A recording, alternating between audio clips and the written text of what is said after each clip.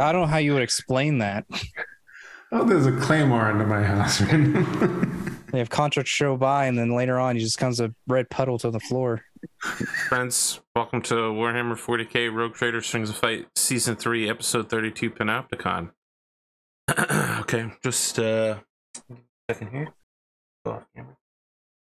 Oh, hey, James, Dave. Good afternoon and midnight to both of you. Could you hit 7 for me? Well, I've got you two CEOs here. I wanted to say I've been thinking about our discussion on elevator pitches from the last episode. I wanted to expand on my assertion that they are useless. Anyone can give you big picture ideas, dozens of them. Look at any coked out tech CEO on social media. It seems to me, rather than a 30-second pitch, it's more important to hear reasoned arguments with sources and data, backed with a trusted person who will see the entire thing through to the end and share your values. I mean, we all know when you're managing a project, it will not be the same at the end as it is at the beginning, and it takes a will to push that through. This is my floor. Oh, hey, Spoon, how are you? Let's Aaron Sorkin walk and talk your intro on our way to our adjacent offices. Perfect. What an amazing opening to this show that I love it. And hey, I'm a sucker for a good Aaron Sorkin walk and talk, man. Yeah, let's see. Let me recover after that. Recover? Jeez. Yeah, I mean it hit pretty hard. I played a couple games of League of Legends this week with some friends of mine from high school. Do you hate yourself? I'm what awful happened? at it. So I used to play back in like the early 2010s. I used to play pretty regularly. I was got up in ranked. So I think like somewhere in gold. I think like middle. See, middle of according gold. to the trivia I did, that makes you a boomer now. Yeah. Shit, I guess so. I don't know. But yeah, that was it was interesting. We sucked. It was awful. We lost 3 games in a row, but it was interesting to see how the game has changed, the new items and stuff like that have the new changes to the meta, new champions. Let's see. So I also today went thrifting, and I have a bit of a show and tell. I purchased something, so hang on 1 second. Oh, okay, I'm excited now. While this is happening, it should be Life-size mentioned. Stormtrooper. Let's go. Friends at home, I am launching a new show in January. Starts Without Numbers show. If you're interested in joining, hit me up on Discord. Oh, what do you got going on, Spoon? What did you grab out of your office? The bull. Okay, you have a bull. Yeah.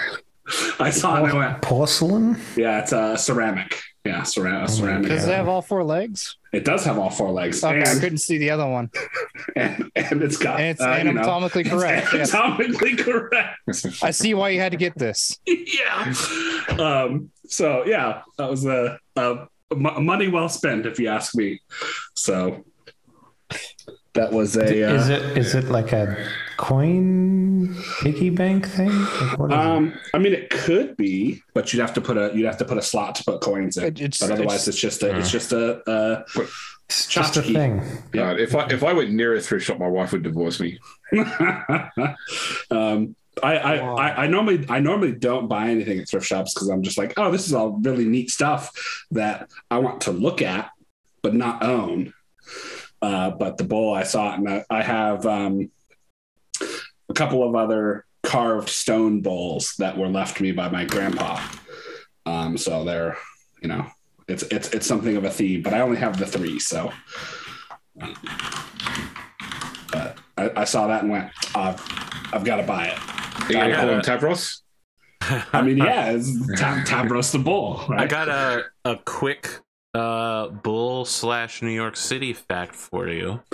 Oh, okay. You may know about the New York Stock Exchange piece of art, the charging bull. Yes. Did you know that the balls are of a lighter color than the rest of it because I day do know this traders fact. will rub the balls for good For luck. good luck, yep. And the Yep, I hand do know this oils and the fact. heat generated by dozens of people rubbing his balls every day has caused it to clean the metal. Yep. The show was monetized for a bit. It was nice for a little while. Yeah. No, The first, I'm solid on that. I feel like I'm covered on this Hey, one. That's I feel like educational. Okay. I mean, listen, Dave's here. I know that I'll just fucking demonetize it for the rest of the life of the show. Wait, hang on. Why do you assume that I'm just instant demonetization? What if I asked you about your mustache real quick? What would you say to me? How is male health awareness like demonetizable? I ask YouTube, not me. Okay, so it's Say Male Health Month? Say right? the line, Dave. How New York Stock Exchange trader would you rate yourself on a rating from 1 to 10, Arthur? I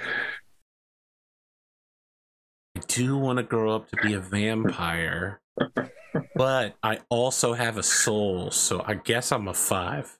Okay. I'm literally in between human and New York Stock Exchange trader. I could make a Matthew McConaughey joke here, but I'm not going to. Spoon, Because thank you for I want you to be So- non-demonetized. So 27 months. We'll It's make good it. times. We'll make this demonetization happen. Yeah. Spoon, what else you got now that I've derailed us with a load of bull? I appreciate Holy, that. that is literally the most disgusting way you could have put that. Awesome. That's about it, really. I need to catch up on Andor. I've heard this latest episode, the prison episode with Andy Serkis is fantastic. I haven't watched it yet. Listen, for a guy that started off playing Gollum, he's fucking killing it. Mm-hmm. I think he might say less than 50 words in the episode. Yeah. Did he just crawl around on the ground on all fours or something? Like, No, he's actually a incredible actor. And no, I don't. He's been I believe relegated it, but I was for making a way joke. too but, yeah. long. For a man who does not naturally have a South African accent, he's done a really good job of getting a South African accent. But yeah, that was pretty much it for me. All right. I played some League of Legends, went thrifting, and here I am. Mondo, let's hop over to you. I have seen the preview of your STL prints for Hero Forge video that you did. Yeah, you point out I the don't fact. really understand why you didn't want the base added. You were like, you want to be able to put it on its back? So essentially, the base gets in the way of adding supports to it, so it would print out right. Explain that to me. Okay, so when you're doing a print, you want to make sure that certain points of the print are supported, so that way it's able to not fail. Because essentially, how a resin printer works is, it's upside down. It'll drop down. It'll start whatever you have as the bottom. As most of the time, what you're printing is freestanding, like in the middle of the air. Okay. So you add supports to it that attaches it to give strength. Okay. Because it literally, there's a screen on the bottom that shines UV light into this resin that hardens the certain spots to stick, and it rips it off of the plastic FEP film. I'm gonna have to see a video of this to understand it. It's not that your explanation is bad. I'm just having a hard time. My No, explanation's probably resin bad. printers are like fucking awesome. They're like, yeah, as they said, they like print upside down, and it's like. So Yeah, it's really if you good. did the base, it would just be the really heavy top part at what would be the top then. So Because if they're printing upside down, you're starting at the top? Or you're starting with the head and the head is at the bottom? it depends on how you oriented it. You know what? I'm just going to have to watch a video of this. All right. I don't thank know you if for I your- fully explain it, but essentially the reason why I didn't like the base attached to it was because the base was in the way of adding support, so I cut it off and then printed it separate. It was easier that way. Okay. You What else you did got going on? nothing much other than you pointing out where I was pointing at something, trying to explain it. and somehow had restraint to calling the area what it was.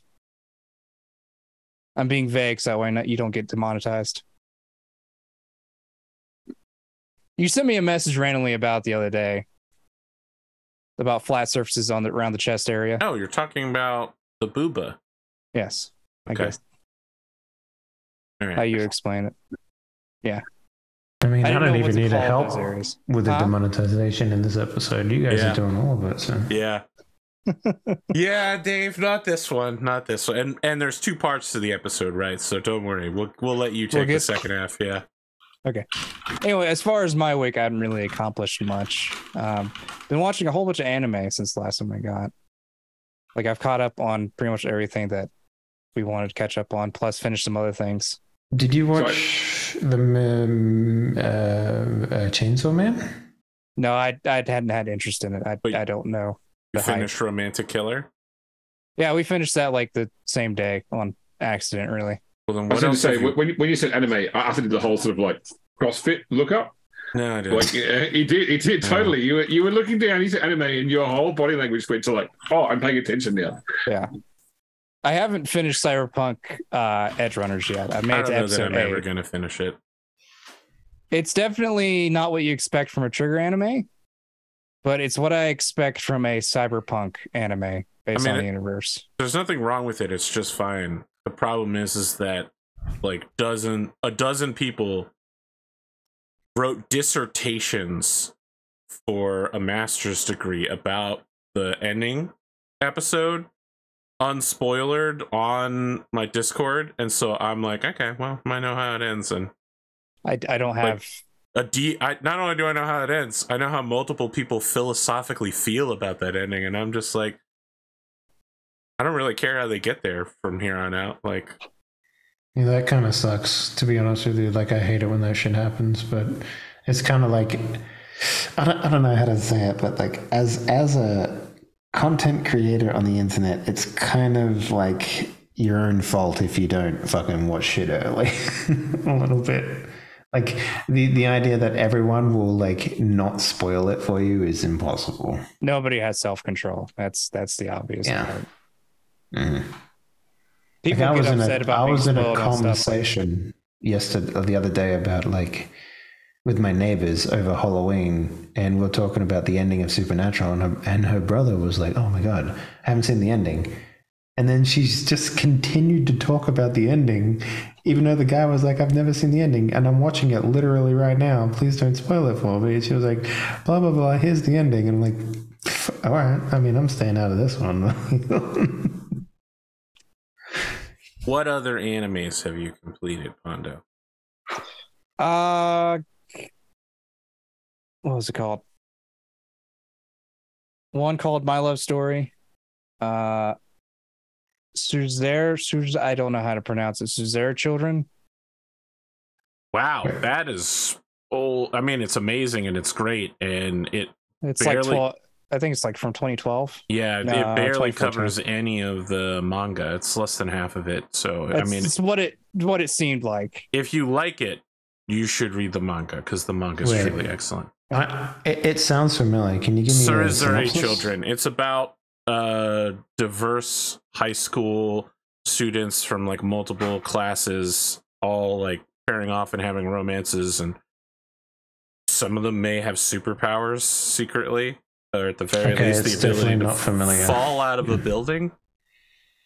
High durability, I would say. It's okay. Listen, there's only one thing that matters, and that's student council president and girl who actually tries hard.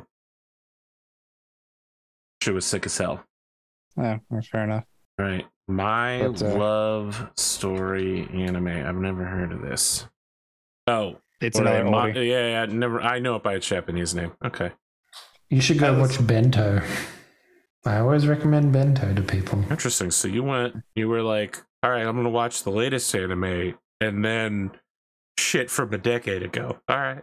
Essentially, yes. It was just because now we finished the first season of I'm going to call it Science Fell in Love, but it probably has some other Japanese name. No, Science Fell in Love is the English name for it. I mean, it's Rike. Yeah. We finished the first season of that, and eventually I guess we'll start the second season at some point. Okay. Is it the second season? Yeah, I've warned you. Yeah, it's the ending to the whole series is okay. Really questionable. Because I mean, season 1 had a weird tonal shift with the manga writer. Season 2 is gonna have a much weirder tonal shift. Okay. Fair enough. Well, that's about it. Other than getting stuff lined up to redo the basement at some point.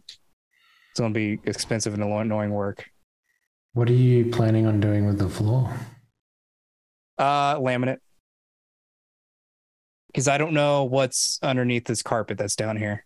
And it's gonna go. Basement carpet. Yeah.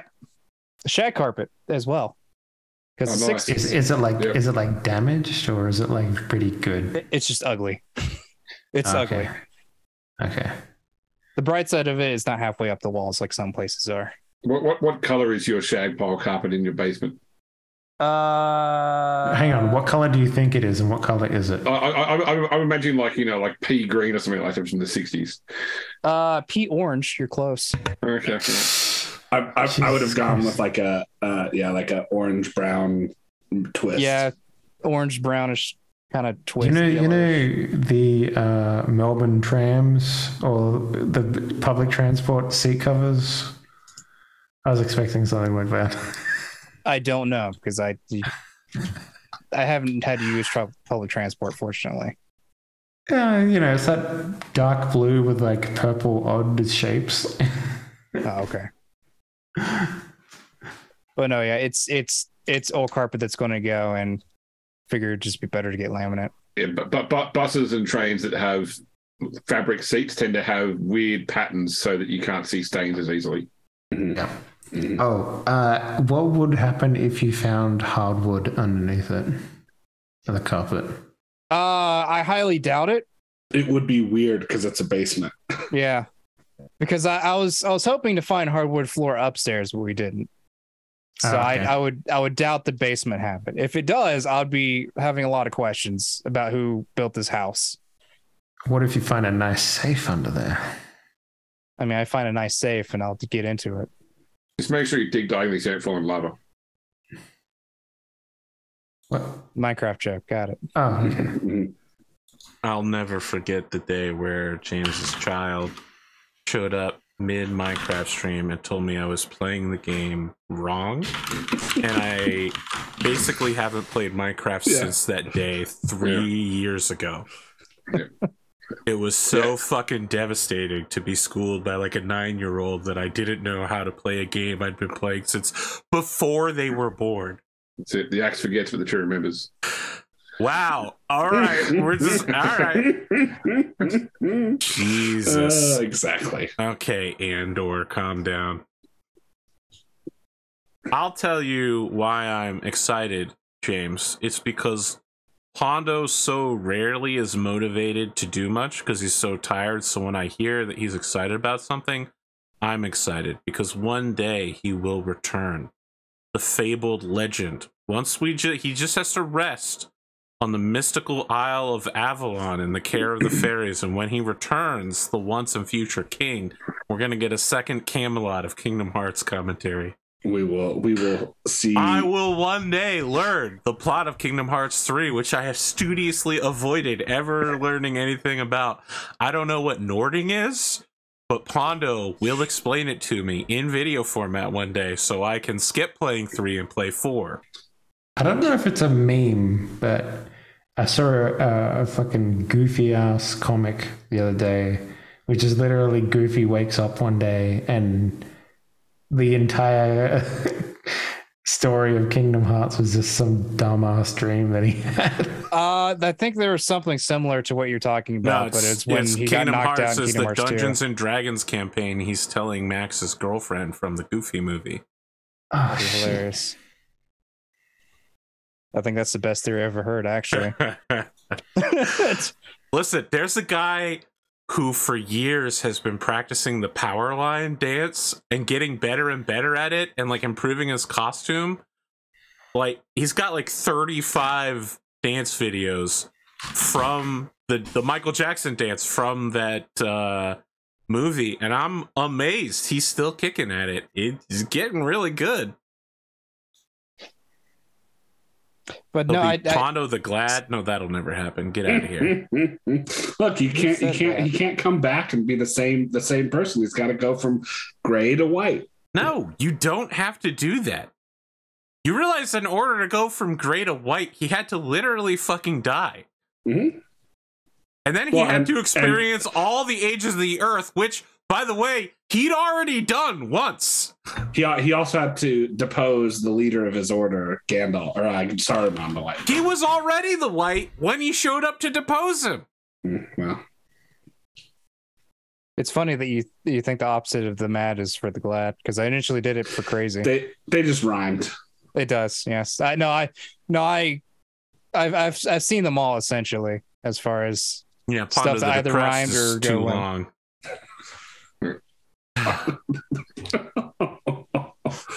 Oh man! You got anything else, Pondo? I was just going to say, to add along to the eventual making content thing, it'd be I did order a new mic to come in at some point next week. So you don't like the mic that you've got? My mic is like 5 years old, probably more. Okay.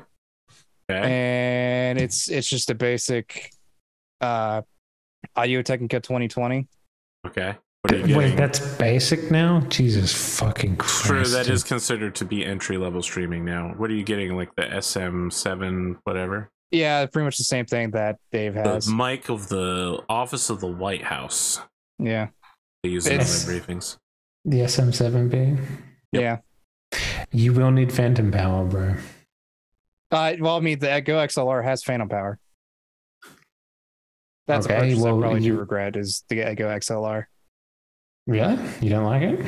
I don't know. The software is annoying.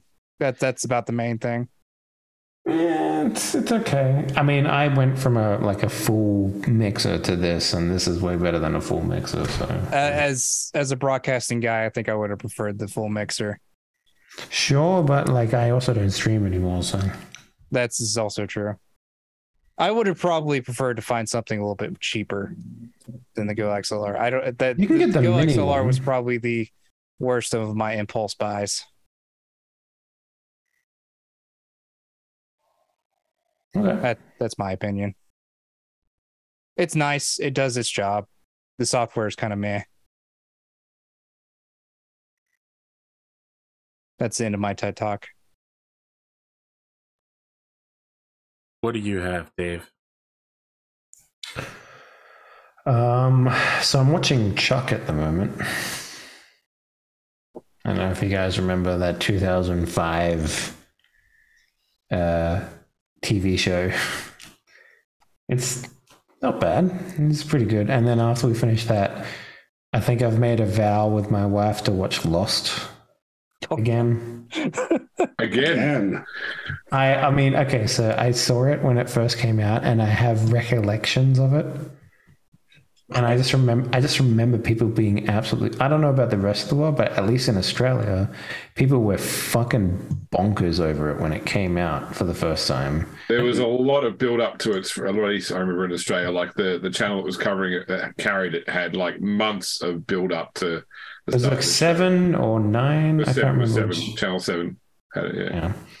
And it was just, I just remember people being fucking crazy about this fucking show.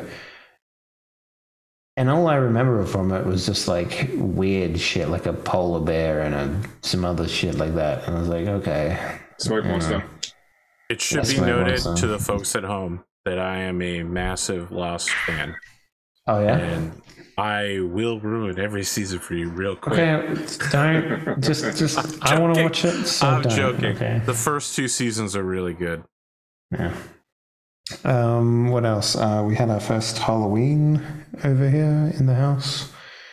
I don't know if we talked since then. I can't remember if we did or not. No, we didn't have an episode last week. It was Monday just passed. So, yeah. And I don't know. It was interesting. I will say that I'm really disappointed in teenagers, mostly because they put in the lowest fucking effort ever with their costumes, and they still expect the same amount of fucking handouts. So. I don't know. Kind of annoying. got doors in my house. On Monday we're going to get stairs, and yeah, I mean, like, as you can probably tell, I have a mustache, and it's for Men's Health Awareness Month, Movember.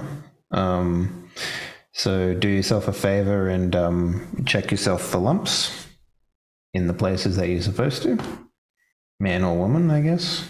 And, just be good, I guess, about that stuff, because, most people, I don't know, never do it. I don't know.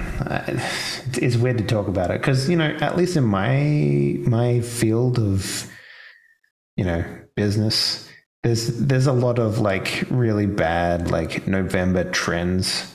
I'm sure you guys all know about them and stuff like that. And this is, no nut November and non-stop nut November and all that stuff. Like all that stuff is like really, really unhealthy, like super unhealthy. So, don't fall for the fucking meme, please. Just don't do it.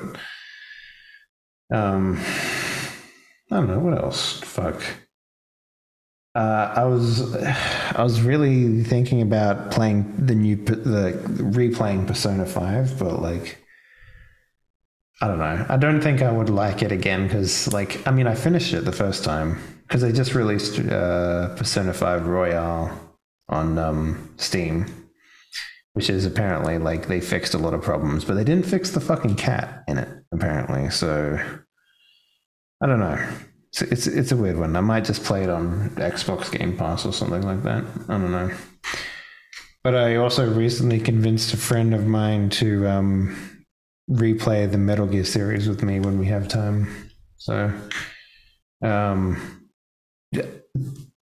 that game is going to be very hard to play very soon, like all of those games, because like the last HD remaster they did for that was the PlayStation 3. So I believe you can get them on GOG, at least most of them. No, you can't get like 1 through 4 on GOG. 4, I don't know about. I think 1 through 3 is on GOG. Let me think. You can get Metal Gear Solid 1. Do they have the other one? I thought they had 2. Well, 2 you could always get on PC. Oh, okay. Standing here, I realize. No, you can't. Oh, okay. Well, I don't know what else to run.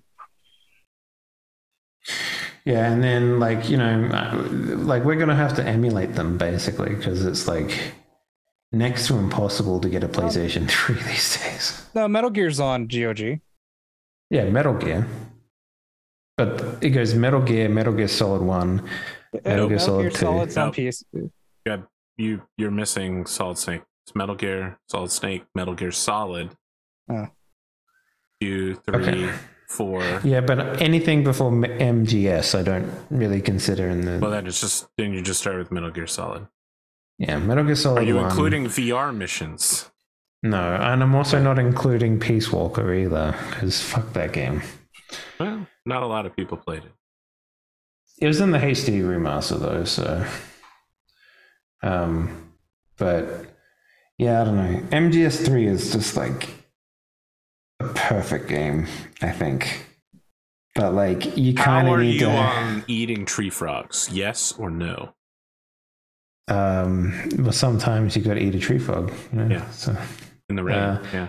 In the rain, yeah, exactly. Manners just did a Snake Eater cover, and it was truly incredible. it's awesome. It's really good. But like, I don't know. I don't think you can like Metal Gear Solid 3 is like a perfect game for me, but I don't think you can appreciate it unless you've played 1 and 2. Does that make sense? Like. 2 is not really that good. I'm just gonna be honest here. It's not, but like, okay, so here's my experience with Metal Gear Solid 3, right? So I had just played Metal Gear Solid 1 and Metal Gear Solid 2. And at the beginning of Metal Gear Solid 3, they ask you, what was the last character you played as in Metal Gear Solid? And if you pick Raiden, right, because that's the last character you played as. The game starts off with the world's biggest fucking troll I have ever seen.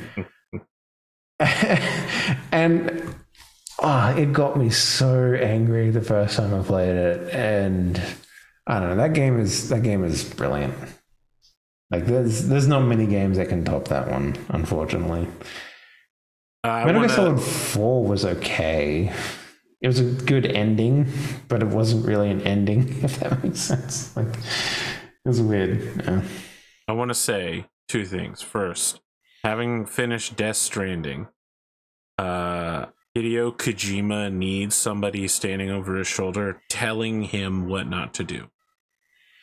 His brilliance in the Metal Gear games has degraded to Death Stranding levels, which was a fucking awful game. It's terrible, and he absolutely needs to, like, I think the downhill started easily with 4, but Metal Gear Survive. Hey, be careful what you say about that game. I like Survive a lot. Yeah. I like Survive, but the story was real fucking weird, and you could do weird stuff. Survive was not Kojima, you know. It was. He had nothing to do with that game. It was based on Kojima's vision. Based? It was literally like, okay, you remember when Mother Base blew up? What if, hear me out, what if you went through a portal when you instead, and then there were zombies? That's about the extent of the story in Survive. I mean, but it was using his ideas, the weird shit that Kojima is always known for. Sure. All right. The weird shit Kojima's known for is actually like, what if I played anime pop music while fighting this creature, this boss that's also a female, and then she like dances?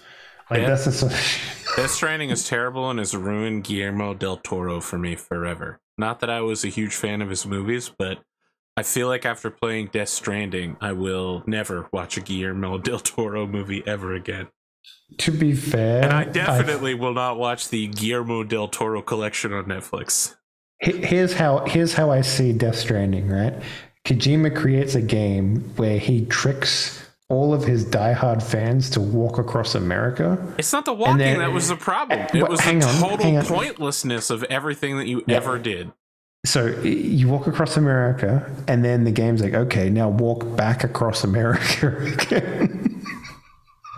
I heard you say that so many times, but the thing is, it took me like 80 hours to go one way, and it took me 20 minutes to go the other way. It was really not a big deal to go the other direction. Because you set up all the fucking, like... That was super easy. Highways and shit, right? So. The second thing I want to say... God damn, what was I going to say about Metal Gear Solid 3? Oh, it's the only game where I've ever been able to beat a boss by changing the calendar. Oh, the sniper? Yeah, just having the end die of cardiac failure. He just gets too old and dies. I love that game so much because there are so many just like weird things about it. Like just so many weird things. Like no one's gonna ever make something like that again, I don't think. I mean, there are gonna be people that just be like, well, let's try and do what they did in Metal Gear Solid 3. It's like, yeah, but that's like copying something. Like no one's just gonna sit down and just do something stupidly strange ever again, I don't think. Yeah. Not to that level. You know what? I'll be honest with you. I agree with that. I think that there is no way we will ever again get a video game that tries to convince us that a adult male in full military dress uniform will seriously consider standing in front of all of his men and go, "Ow!" in front of the enemy. And then get told off by the enemy about his use of like automatic pistols. That's more of a revolver technique. You roll your wrist while firing in order to compensate for the recoil. No other video game on the face of the planet will make a 40-minute cutscene on how to cook the perfect egg, by the way. Like, oh my God. No one's ever going to do that again. So. Ocelot is such a terrible character. He gets shit on in pretty much every game. And the thing is that in Metal Gear Solid, he was incredible.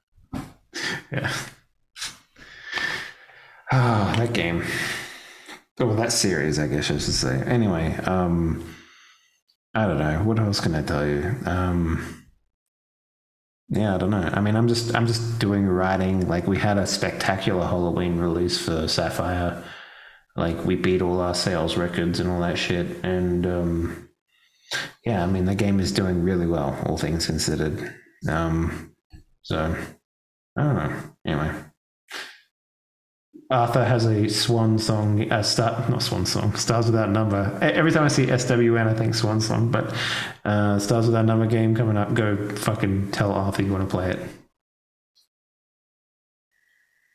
James, we could switch over to you. All right. So my week this week has pretty much been 4 things: painting Eldar, playing Gotham Knights, watching All Quiet on the Western Front, the new one on Netflix, which I really rated, having read the book and seen the 1970s film. Not having seen the 1930s film, but I thought this one was really good. And watching Guillermo del Toro's Cabinet of Curiosities, which Arthur won't watch. He fucked around, and now he's going to find out. That's all I'm saying.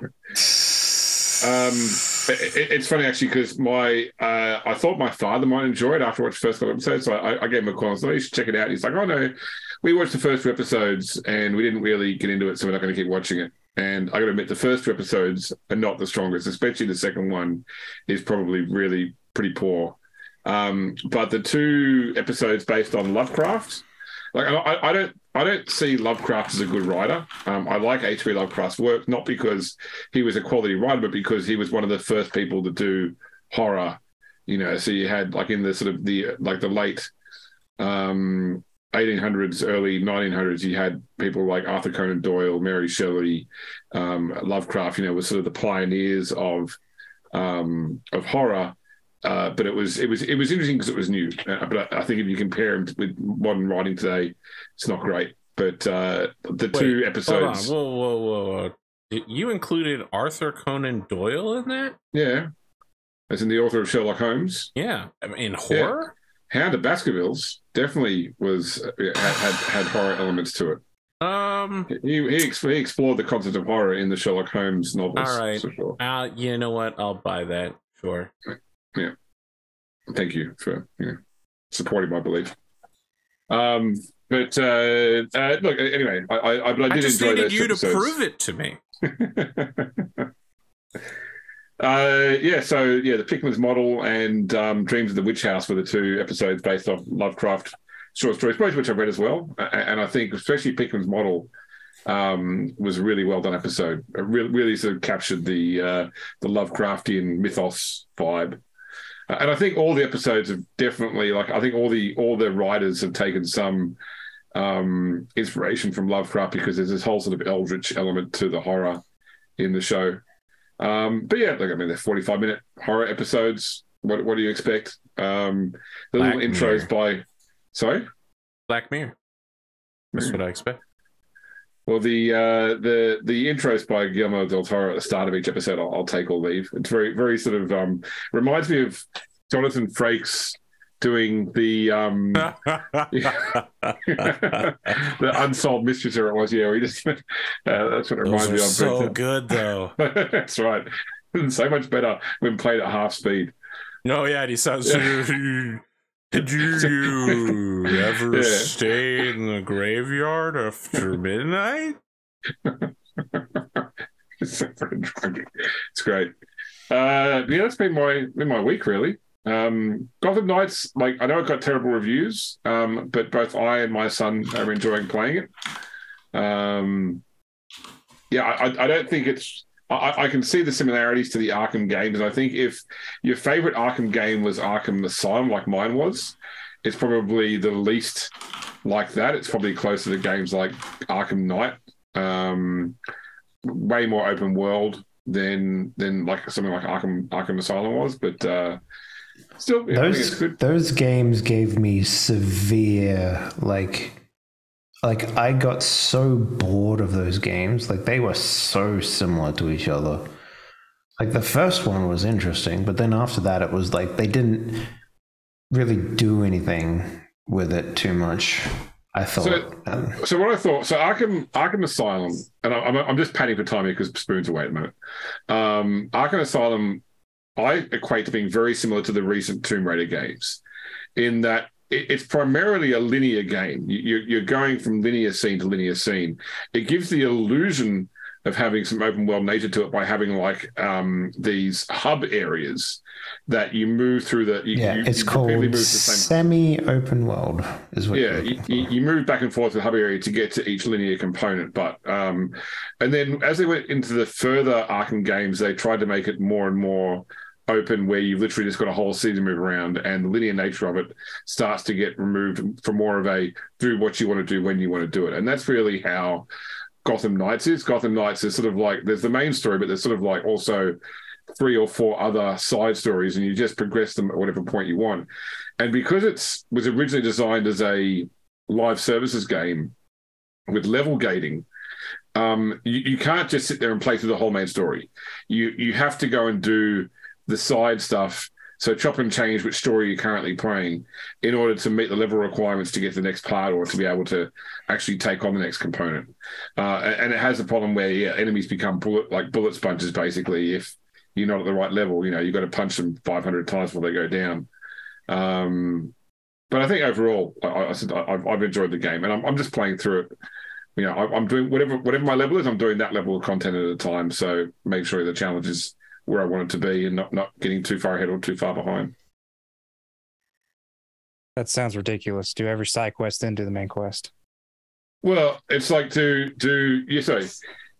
If you do every side quest and then do the main quest, you'll completely outlevel the main quest. It's that sort of game.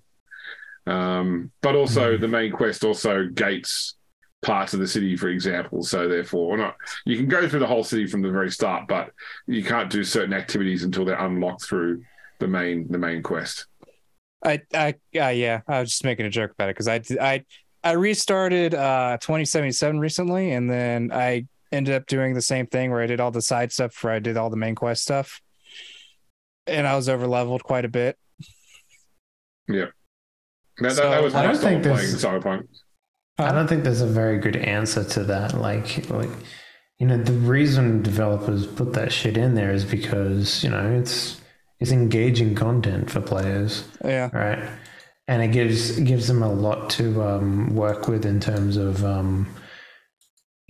being able to make like interesting like side stories that aren't really connected to an overall narrative. Like I honestly thought like some of the writing in the side quests for 2077 were like a way better than the main quest in a lot of places. So the side quest where you're investigating for the guy who's running for mayor or whatever it was.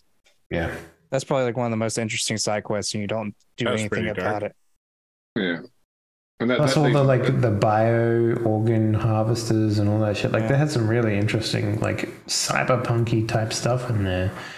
But like I don't know, like there's no real good solution to being like, hey, how do we fix the game? Like, I mean, you could do like level rubber banding, but that's never fun for anyone, right? So I think the other issue is does Arkham Knights have like a section of like this area is this level enemy or whatever? Gotham Knights, yes. Sorry. No, in the open world, every enemy is your level, basically. Oh, okay. Yeah, that makes that simpler. Yeah, it's more in the story missions that have they have a level range. So if you are below the level range, they are all the lowest level of the range. If you're above the level range, they're all the highest of the range. If you're in the level range, they're whatever level you are within that range. Okay, interesting. Yeah. Yeah, because Cyberpunk does it by threat level, which is an arbitrary value, which, I mean, it depending on difficulty you are, is more effective or less effective than what it seems. Yeah. It at lower difficulties, it means they just do more damage than typical, and they take a little bit more, but you're okay. On like the hardest difficulty, they kill you instantly through the wall with a tech gun. Didn't happen to me multiple times. Yeah. It's probably the most alarming when that happens, because you take a couple hits before, and then suddenly you just died to one shot from a random guy who just peeked around the corner on you. I remember before 1.6, I was like unkillable, and then 1.6 came out, and all of a sudden I was like a wet paper bag, like, yeah. Probably because they removed all the armadillo stuff or stacking or whatever the fuck it was that they had in there originally. There's probably a reason for that. Hey, look, I mean, if you can make the player feel like awesome in a single player game, just fucking do it. You know, like that's like saying, hey, look, you can't play the Pokemon game this way because you're too strong. Like, you are too strong. Pokemon games have never been challenging. Yeah, but it's also, if you overlevel, it's just like, you know, of course. That's why people put arbitrary rules on themselves nowadays. I will never forget going on a cruise with like my 3DS and some child seeing me with my 3DS and then challenge me to like street battle or whatever for like local Wi-Fi hosting, and he was like, I'm gonna beat you, and I'm like, kid, you're like 7.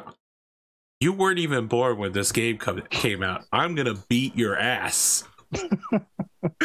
Did you destroy a child and I did with just one you swept a 7-year-old's team with one EV. I don't remember which one it was. I don't remember if Sylveon was in the 3DS one. If so, it was that, because that's my new primary EV. But before Sylveon, it was Umbreon was my primary EV. So in this case, the axe remembers. Jesus. Holy crap, the next Pokemon game is like 2 weeks away. I didn't even know that. Yeah, I thought it was earlier, but the other day we looked and it was much later. Panopticon and I are gonna do a stream of it. Yep. I unfortunately can't play next week because it's my son's birthday and I pre-ordered that game for him. I think that game is going to be really good. Like, they've actually done something unique with the formula of a mainline Pokemon game. We'll see. We'll see. We'll see. I was not just making it about the gyms. So, I was excited by Sword Shield for a while, but by the end of the game, it really wore off. To Arthur, Violet or Scarlet? The one with the primal waifu was the obvious choice. The color doesn't matter Scarlet. to me. Yeah. I think you got Violet. You got Scarlet, which is the same one I got due to the fact that Cotton didn't want the one for the Scarlet Legendary. That's true. The Scarlet Legendary is awful, but I didn't pick it for the Legendary. I do think the worst part of the game is like the Legendary is a motorcycle. I fucking both of them are terrible. That Let's just be flat. I hate that shit. They're both really bad. Like, it's so bad. Yeah, the premise about the Legendary so far have not caught any sort of. I mean, they need a vehicle, right? They need a vehicle, and I was like, okay, do a freaking bike like the other game. Let's. You just get no. Forget all this other shit. You don't need a legendary. There's a fucking raccoon named Zigzag that you can stick every fucking hidden machine, technical machine on. It'll fly. It'll surf. It'll dig. With you, Arthur. Bring back. It'll teleport. Bring back HM slaves. Come on, let's do it. Exactly. They never left. You put that raccoon in the 6th slot. Right, you know, Gyarados blocks for them. That's all you need, right there. They're there in your party until you realize that all your main guys are dead. You throw them in to sacrifice to revive the one you need at the moment. That's what happens. I will never forget the Pokemon Let's Go Pokemon game where my rival was named Pondo, and I basically beat everybody's ass in that game. With no healing, no items at all. I got to the fucking Victory Road battle, and he threw a fucking full heal, and I went insane. I was like, is this it, Pondo? Is this how you're gonna do me in, brother? You're gonna throw a full heal on me? On me? Yeah, you got mad at me for no reason. You added me and everything during that. Couldn't believe that shit. I just threw a full heal on whatever I had and then proceeded to beat Pondo's ass. Yep, Arthur definitely seems like the type of guy that would sweep a 7-year-old's fucking Pokemon team. I mean, I'd do it. I mean, look, if it's a battle about items, then the game no longer has a purpose because you just farm in a corner or you use the Cerulean Island glitch and get infinite money, and then you're just like, all right, revive, full heal. Period. Arthur, end of at story. the beginning of this was like, Pokemon games on a challenge. And they aren't a challenge.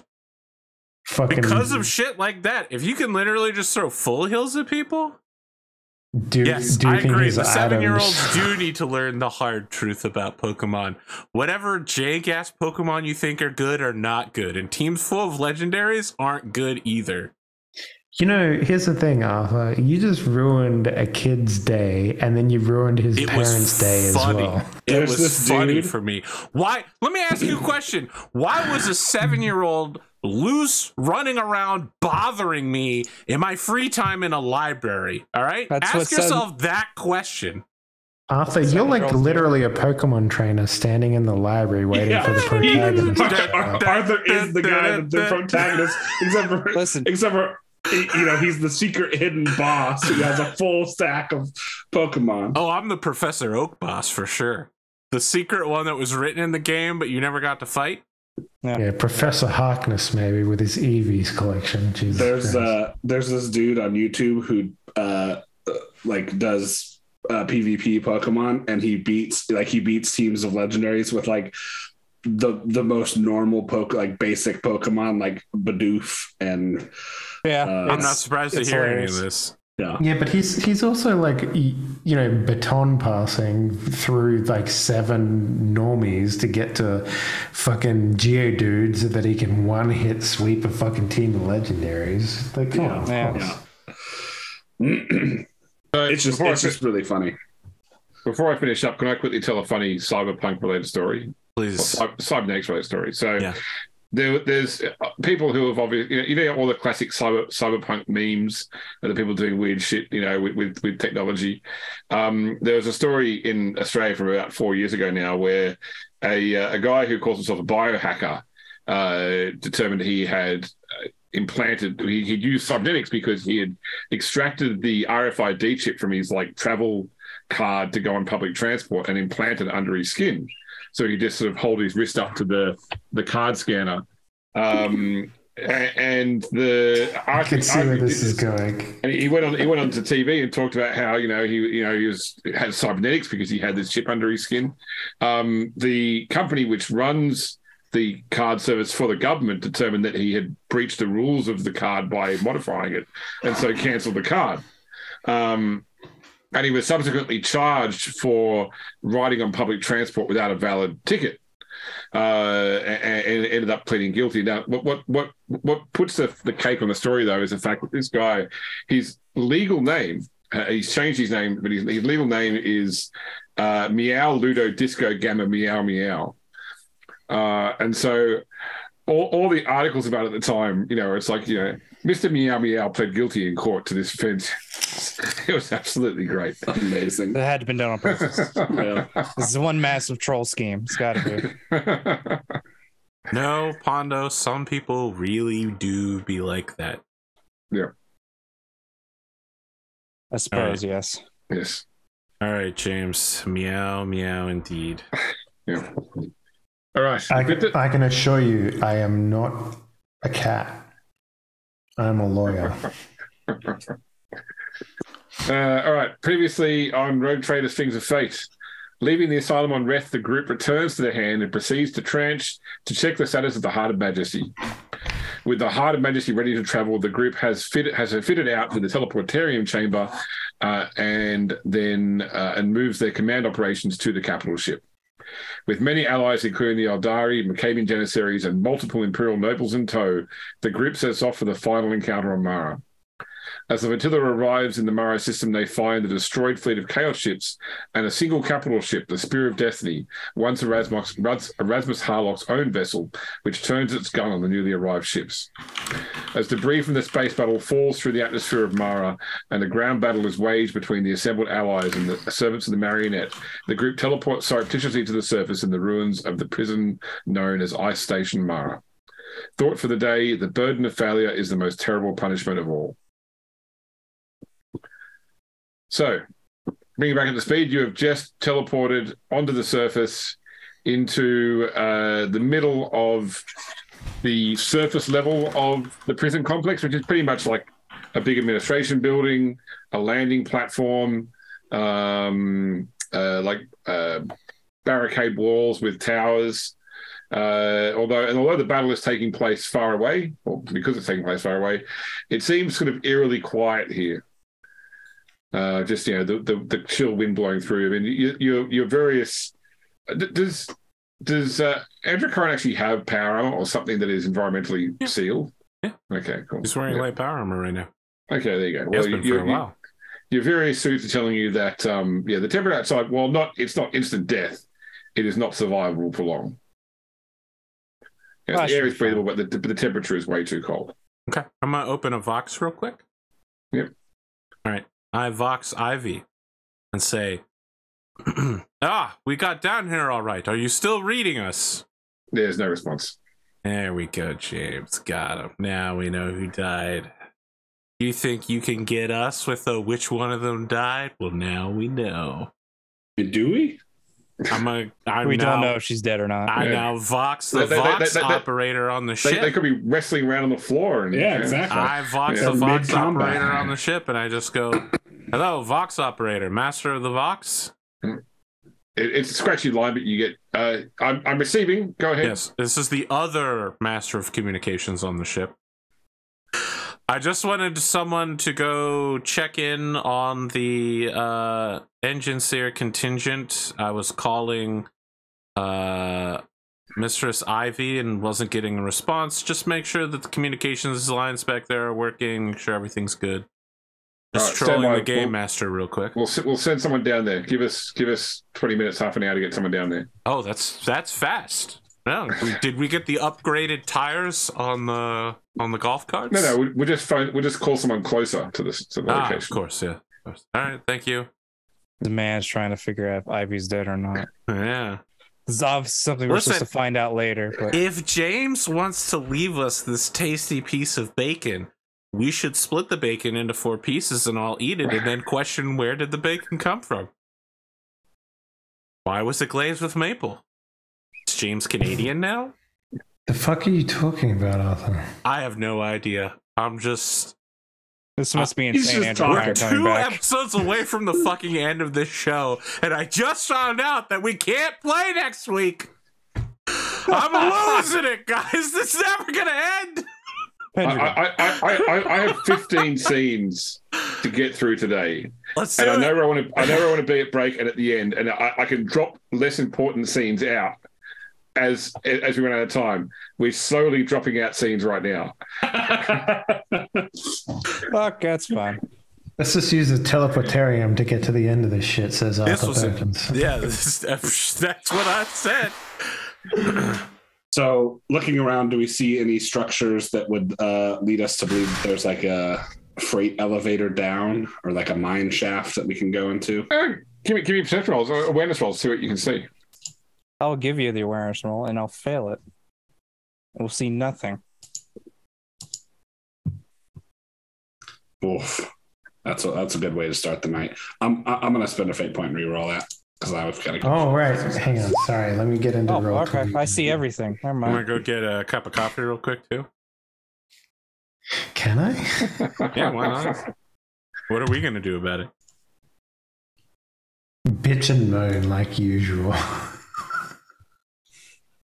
So, without the successes, you can determine. So, effectively, there are 3 main buildings to this complex. So, there is obviously what is the core prison building. Now, you know for a fact that the prison is subterranean. So, this is just like the administration / entry / processing building.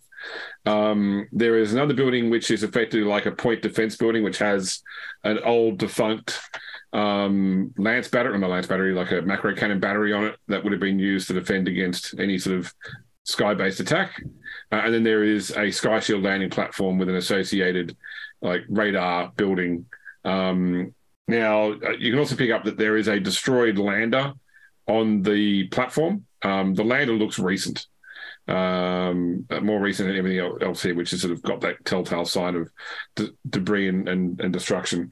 With your successes, Pondo, you can actually see that there is recent signs of conflict here, like laser burns and plasma burns on the building walls, which look like they've happened, at least in the past couple of months, if not, because I mean, no one should have been here for about 50 years, but these look more recent than that. You also spot with 5 degrees in some of the the towers, like the outlook towers, there are frozen bodies that look more recent as well. In this heat? Like frozen as in like of ice, or frozen as in It's cold. It's cold. Ice world. Yeah, it's cold. I thought you said it was It's freezing. okay. Yeah, I thought it was yeah. hot. Okay, never mind. That makes sense. Okay. It's literally called Ice Prison Mara, the location we're at. Okay. The ice world of Mara. I missed. It I was didn't more a read the reference thing, to her actually. personality than the temperature, Arthur. So. Some like it hot, some like when the heat is on. Interesting. Okay. James, in the background, I want to invoke real quick and then summon up a telekinetic shield. Okay. So that I don't die to a random demon assassin just slaughtering me in my old age. That's going to happen anyway, but Okay. With the invocation, I'm going to push my psi rating to 8. Yep. Though I don't need to do justice not to you all, doubles. but Cool. Okay, Give so me a Psyniscience test as well, please. 8. Every time you ask me for that, my alertness level heightens. Okay. So when you actually call so the power works fine. It comes into being. You get this sort of sense that there is something predatory around you, and like you feel like you've just dropped a scent. Like something like you feel like you're being stalked psychically. Okay. And you're now in beacon mode.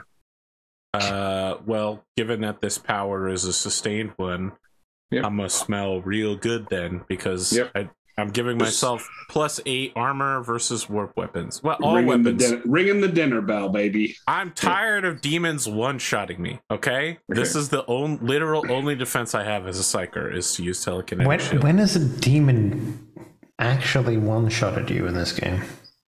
I'm pretty sure I almost died fighting at least one of the giant wing beasts that were also statues. that was Nero though. You're different. Okay. But you understand I don't want to have that happen, right? Yeah, I know, I do. I understand. You understand that Nero had about 4 times as many effective hit points as this guy, right? Yeah. You're also holding up a huge sign saying, "Come eat here. My 3 friends are completely unprotected." I don't know. You think say the living Don's fine. But the Lord Captain and I have no defense against warp I don't tell weapons. any of you any of that shit. I Yeah, summon we just see telekinetic you energy around quietly, me. Powering spending up. the episode powering up. All right. Lord I Commodore, I believe we should get moving. Yes, can you these- let me deliver my portent real quick? Sure. I tap my force staff on the ground, and then I close my eyes and then open them, and I say, "There is a foul presence about this place. It stalks all of us here. It hunts from beyond the world." Yes, the frozen bodies in the watchtowers is very. No, I'm telling you, we're Sounds being watched right now. By All creatures the more beyond When our haven't we ken. been watched specifically? When we're offline, because this show is live. Yes, but when we're online We're always and we don't watched have our online. nulls, when are we not being watched? I also love the idea that, we're the least subtle motherfuckers on the face of the galaxy, right? start- Walking towards wherever the lift is, saying 14. Is that how many fucks you have to give? No, it's how many scenes we have left. All right, More let's like go. 12 now. If we're going to die today, we might as well make it snappy. Look, we Okay, all Adrian. have to get in our role playing and our snark, all right? We can't derive the audience of that just because it's the last 2 episodes. I also love the idea that when we're walking around, Dawn is doing the thing that, cool samurai people do to piss off their party. Flicking Which the is like sword out. Yeah. flicking the sword out of the scabbard and putting it back in. Just just to punctuate the silence or something. Androchiron is definitely writing this down in the Canticles of Androchiron. So the main building itself seems to have minimal emergency power. Like emergency floodlights are on. It seems to be the door sort of airlocks into the building seems to be powered. When you use the airlock, there's definite signs of traffic through here recently. So the debris has been cleared out of the way. There's footprints in the sort of tracked mud that's been brought in from the snowy feet. I would like one more awareness roll from people as you are going in. Absolutely. A 4.7. And if you succeed, then it will relate to it will then lead to a Forbidden Law Inquisition roll. I succeed technically 5 times. So you get 5 Forbidden Law Inquisition rolls. What was the Forbidden Law again? Inquisition. I got that. My God. Oh, I failed that, obviously. Okay, well, I'll spin a fate point. We won't be needing it this time. The least forbidden law between all of us is Inquisition, most likely. I passed it. All right. So any that succeeded the awareness roll will pick up that there is some symbols that have been scratched into the metal of the airlock, well long ago, not recently. That Pondo identifies as sigils of the Auto Malleus. They're basically like just warning sigils. They warn, they give you an intent, an implication there is something demonic here, but whoever did it didn't describe in symbols enough what it is. Don't dare the inside open. Vague. Yeah. Like if they just put like an eye or an axe. It's specific to Auto Malleus, and it warns Auto Malleus operatives that there is something demonic danger about this place. Of course. Yeah. Once you're through the airlock, the immediate area beyond that is so you've got the processing on one side, but the other side is mainly all the offices and living areas of the staff that would have been here as a prison. This all looks utilized. So there's like the mess hall is all set up. There's food on the table. Now, okay, let me rephrase that. It looks like it's been occupied by chaos cultists living their daily life. So they have certainly daubed chaos symbols around the place. They have, they've sacrificed things in here, but they've also had a meal. Been sleeping on beds, laid out camp cots, warmed up by a fire. Like shiplack, crown molding, like does it feel lived in? It feels lived in. Okay, I'm imagining we're gonna get resale value on this place for sure. I'm imagining a Chaos Cults episode of MASH, essentially. No, that's the vibes I'm getting here. We're gonna flip this property after we abjure it of its dark powers. Yeah, but right now it's completely abandoned. Okay, that's good for those Chaos Cultists, I suppose. Well, they're probably dead already. So probably. They'll come back later. Nice, yeah. I think someone may have been here before us and killed all of these cultists. Well, we know Don't say that. The Inquisition sent a team through here years ago. My sister specifically. I mean, she was part of it, sure. I'm looking around, like, when you say it looks lived in, do you mean, like, there's a steaming cup of coffee and they were here 5 minutes ago? Or it looks lived in and there's enough dust to indicate that it was, like, 3+ years ago? I'm going to say within the, like, not like hot food still steaming, but, like, food that hasn't rotten. Yeah, so like within 24 hours, it's been lived in here. That's slightly more concerning than probably around 50 to 60 people total. Okay, that's really concerning. I'm actually less worried because I'm pretty sure Dawn and Adrian can kill 50 to 60 people in a limited area tunnel. So as long as I don't have to worry about them getting past those two and they can just punch and slash them all to death, we should be fine. What's the temperature inside the building? Because you said something about power being low. Yeah, so it's cooler than it's kind of like it's talking maybe like 50 degrees Fahrenheit. So it's livable. It's just you'd want to rug up if you were moving around with that. Gotcha. Okay. Yeah, and they've got like those little sort of kerosene type campfires going in here. That sort of stuff. That sounds like a terrible idea, but okay. Yeah, I mean they're chaos cultists. What do you expect? I guess that's true. Health and safety is not their top priority. First off, the Blood Pact would disagree with you, but go on.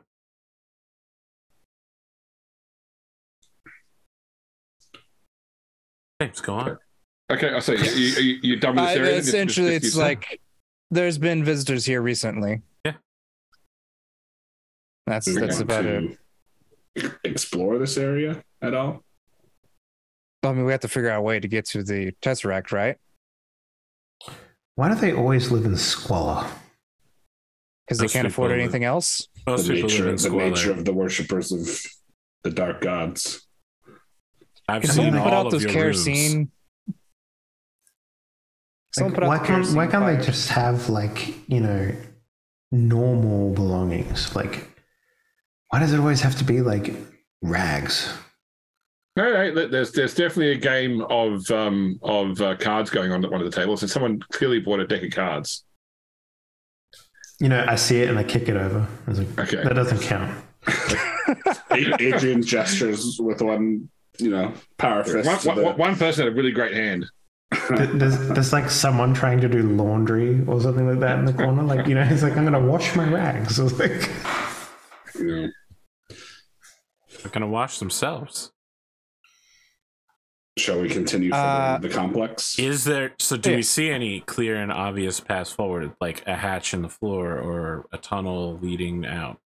So, I mean, there's a clear progression to the planet, because normally you'd be bringing prisoners through here as well. So you basically get to like an octagonal room, which is effectively where processing is done. So people would be stripped of their possessions, hand them over to like a person here, be given their prison clothes, etc. And then there is beyond this room an elevator which goes down to lower levels.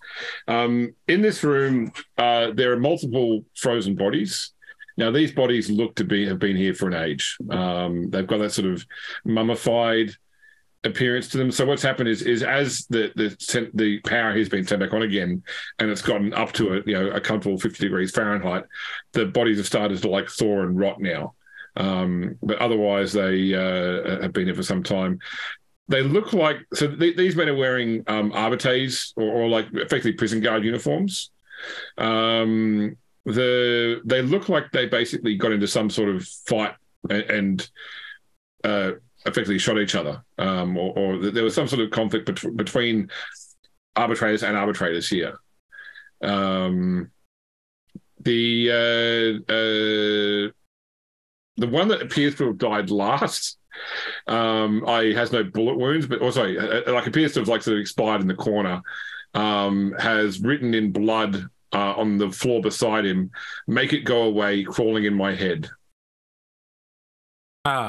He listened to emo music in the late 90s. Understood.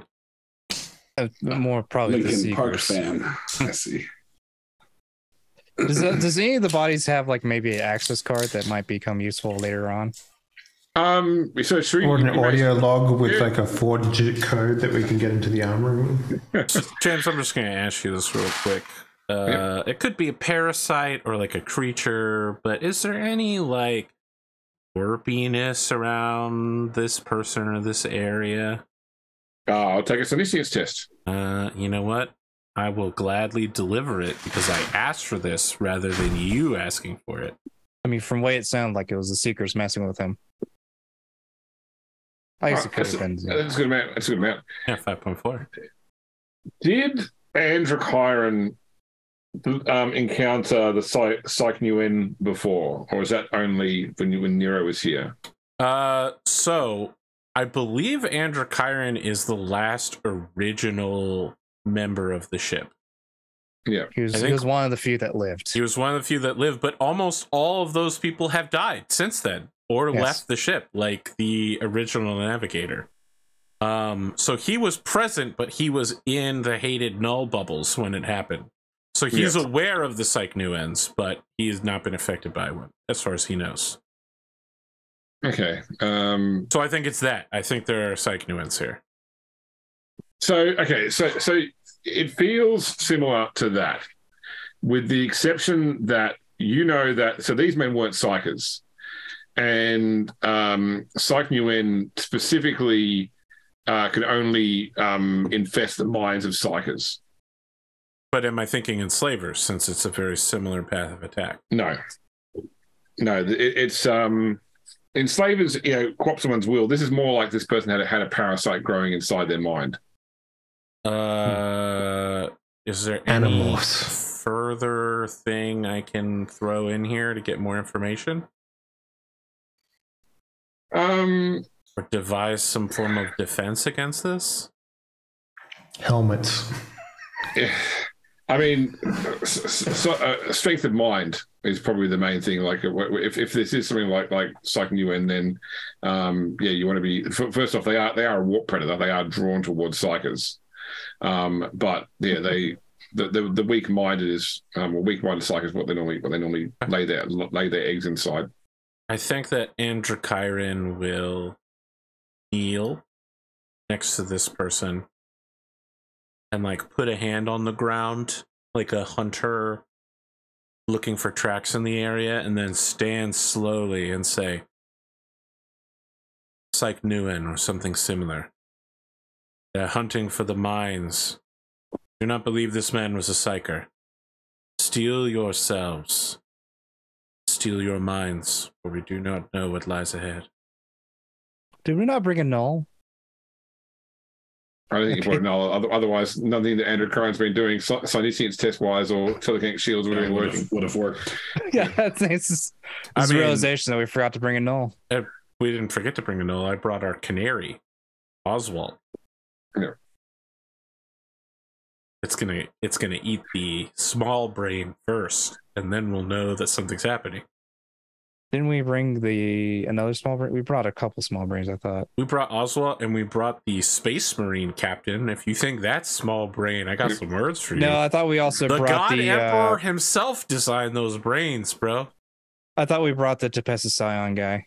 I can't remember his name at the top of my head at the moment. Yeah, that's Oswald. Langford.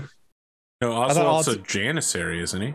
Yeah, sorry. Yeah, but they're Tempestus Scion. They're just a particular order of Tempestus Scions. Yeah. Oh, okay. The came in anyway. Series. Yeah. Okay, so I'm going to need a tech use test to get this elevator working. Good thing Spoon bought tech use. I sure did. I also have tech use as backup. Just don't break it. Let's see here. I will Wait, come what's your over intelligence? And so my tech use is a 50. Okay, mine's a 40. I'll I come don't think I over can and invest invoke more into it though. some litanies and such of the God Emperor that are also omnicyclically approved. I'll noisily eat pretzels next to them while they're doing this. You're gonna open your visor. Why not? It's freezing. You'll Yeah, it's die. No, it's actually mild in the. It's mild in. I thought in we the literally silver. just saw someone who's a frozen husk literally feet away from us. No, they're thawing They out. were frozen. They're now thawed out and rotting. Well, I enjoy your pretzels. I've gotten the elevator working. Okay, no worries. Yep, it's one of those like really, really loud elevators. Like the whole complex, like you hear the clanging of the chains that move. Yeah, Jim, we've all the played platform. Metal Gear Solid. We know how this works. Everyone knows the elevator's coming. Yep. We get That's on it. it. We're going to get a warning that we're over the weight limit, even though there's only one person on it. We know. No, Have you seen his cake before, though, Arthur? Come on now. It's a massive platform, basically. So it's one of those ones you're not actually in an elevator car. Literally, just the platform moves, so the walls sort of move up around you. So it's Are like there being in railings? Well, there's nowhere to fall off because it's the floor is the width of the. I'm reporting them to the Innistratum. I don't think elevator safety is a concern in the 40K universe. I mean, OSHA safety is always a top concern of the Empire. No, I mean, the it's Imperium. not. Period. Sorry.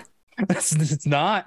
They get It's just There are the huge books about safety rules that you have to read before you're qualified. The decimal points have been moved a couple 100 million points, but they still care about safety of the X million of people that do survive. Yeah, I don't think they're going to worry about a couple of prisoners who accidentally fall off due to elevator negligence. I think as he steps onto the elevator, Adrian just goes 9. 9? What?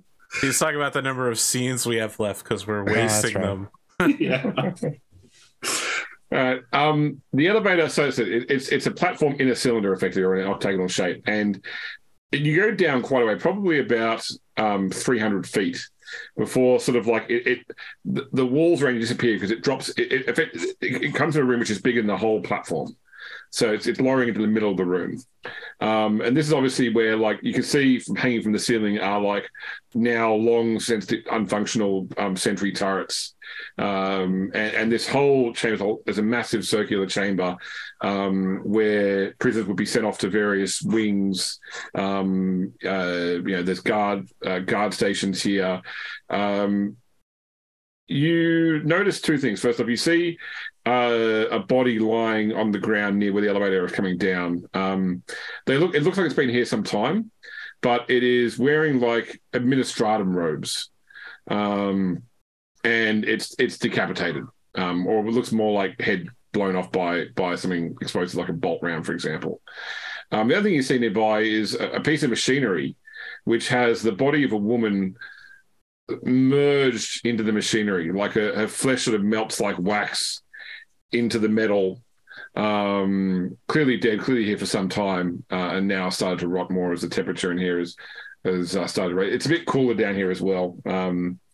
So you're talking more like sort of 30 degrees Fahrenheit here, but still has thought a bit more. I would take Forbidden Law, the warp. I like how you said cooler, but then said 30 degrees Fahrenheit. I'm like, Oh my god, it's not good. Oh wait, Fahrenheit is different from Celsius. Jesus Christ, I'm sorry. It's 2:30 in the morning here. Okay, leave me alone.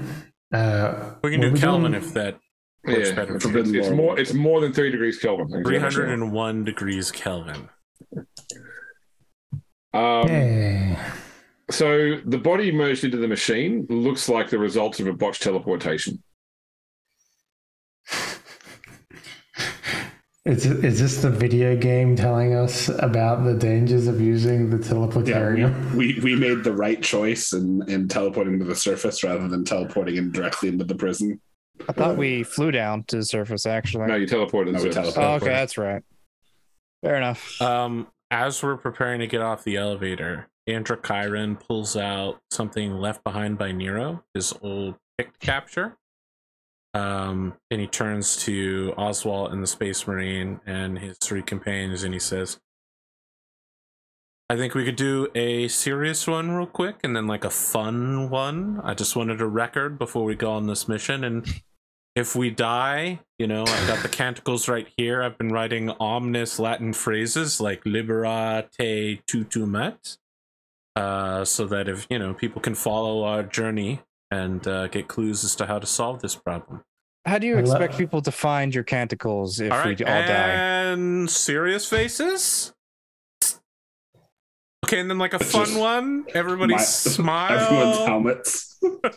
I love the the Flash meme where he's standing over the body, the grave, doing yes.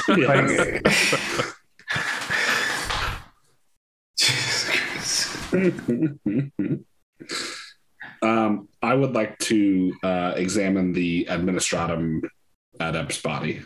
Okay, no worries. His robes are very high quality. And in fact, he has to pick up his partially mummified hand. He has like a ring on that is clearly like a class ring from one of Scintilla's highest echelons of education. He also has a Acolyte's rosette pin as well. Oh shit! So this was inquisitorial agent. He has a las pistol with an overcharged pack and a data slate in his bag. What's going to do with an overcharged las pistol? Someone come over here and use this data slate for me real quick. What, you got fat fingers? Hold up the power fists. Pierre will go over and access the data slate. All right. It's encrypted. Wait, how did you fix the elevator? No, questions for later. Listen. Have you ever seen a freight elevator before? Everything's big on a freight Everything's elevator. large. It's fine. It's the fine dexterity that I have a problem with. It's the whole story about when fixing the ship. It's not about what you do. It's about knowing where to hit it to make it work. What is it? Percussive maintenance or something like that? Percussive maintenance. Exactly. Yeah. Okay, I'll open and read the data slate. It's encrypted. You son of a bitch! You couldn't leave it unencrypted. Okay.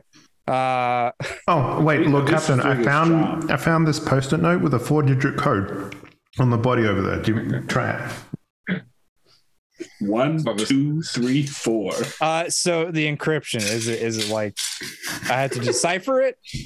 I need a computer to decrypt it. Uses rosette pen maybe. It's probably like taped to the back. Maybe I'll inspect. I love the idea and the class ring.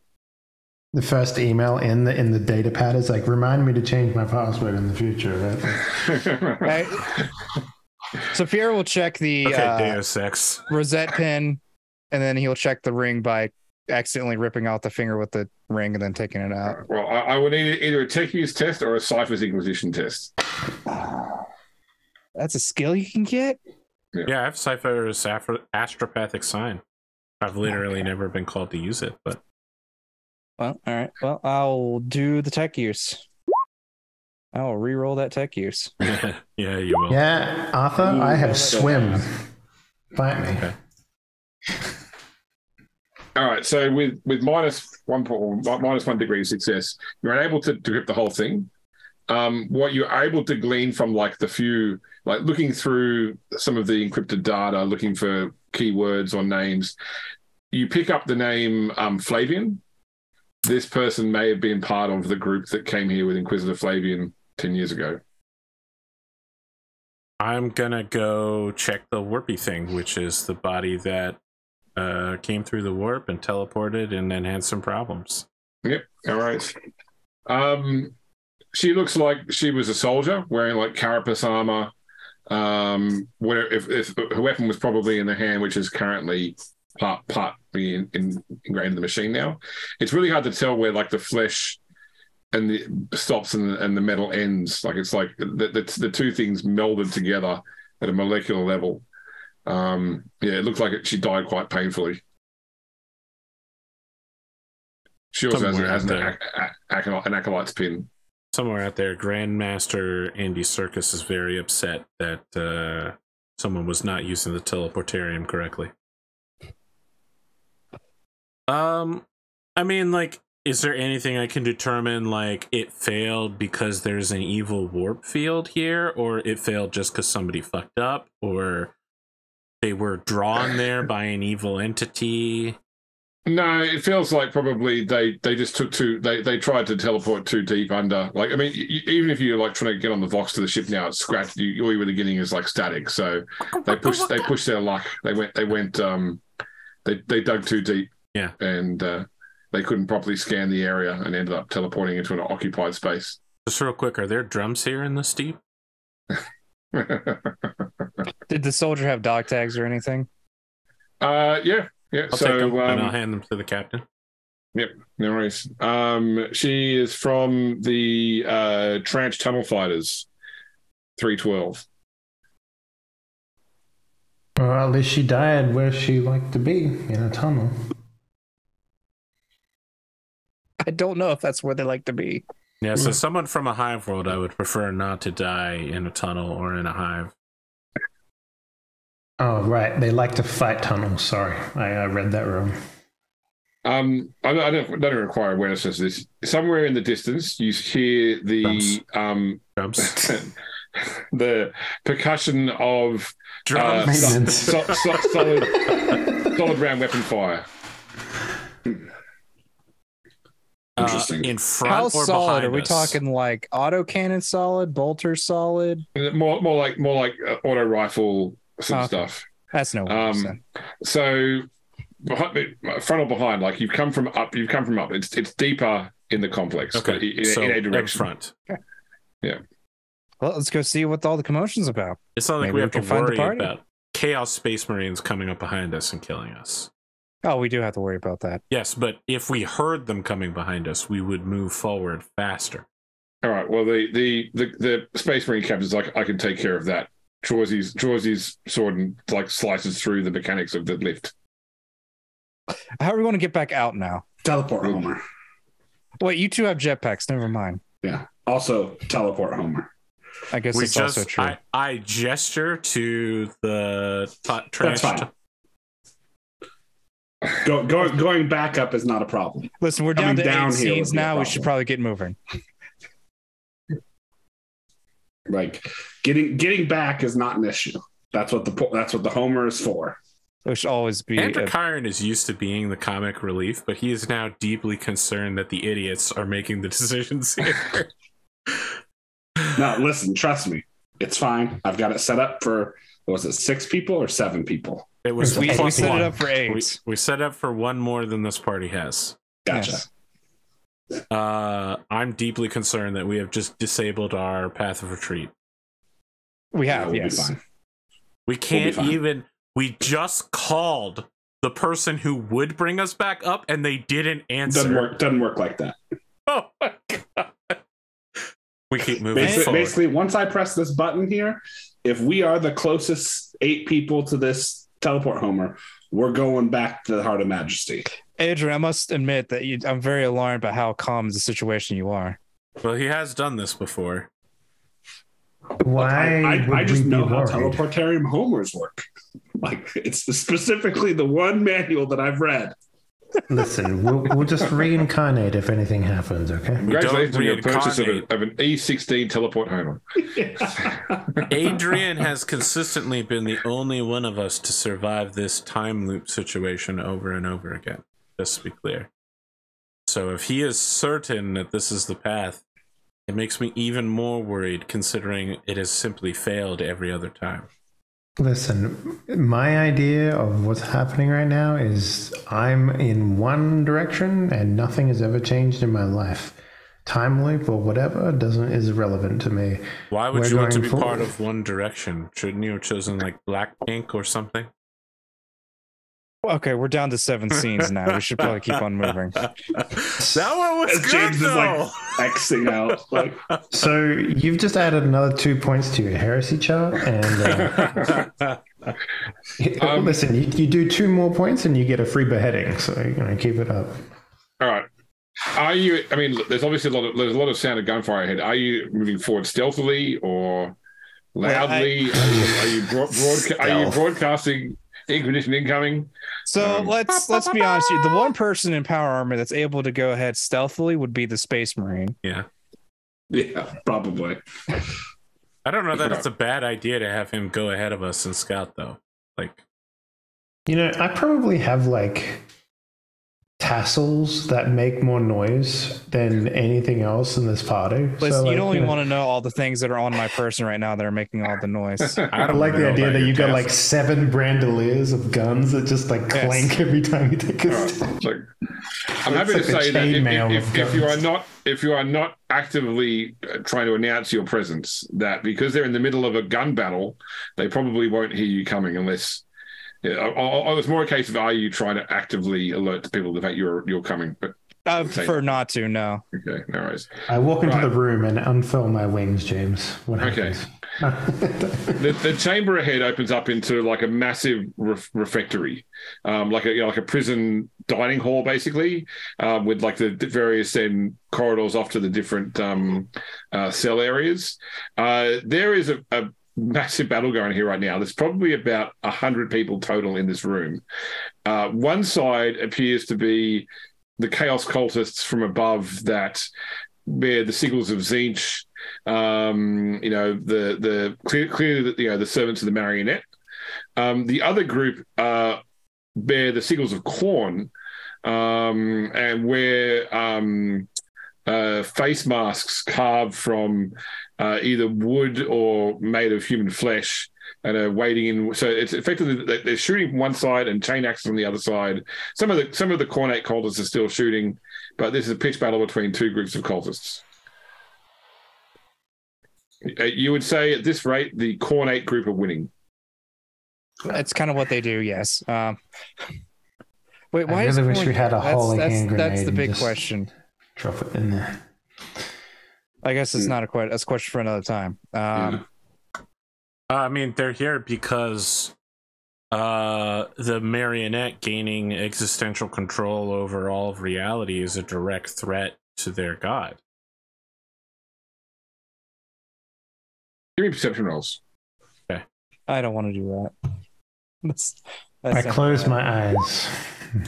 You want perception or awareness? Awareness. That's the one. Isn't it the same thing? No, I mean, perception is a stat. Awareness is a skill. Okay. Okay. So, two of you pick up that the Cornate cultists have ragged clothing, but also like a lot of frostburn on their skin, like long-healed frostburn scars. Like they've probably been living here for some time. Yeah, they're not newcomers. The Tzeentch cultists are. Okay, that makes more sense now. That okay. All right. I'm gonna say something here real quick, James, because Androchiron was built for one purpose. Yep.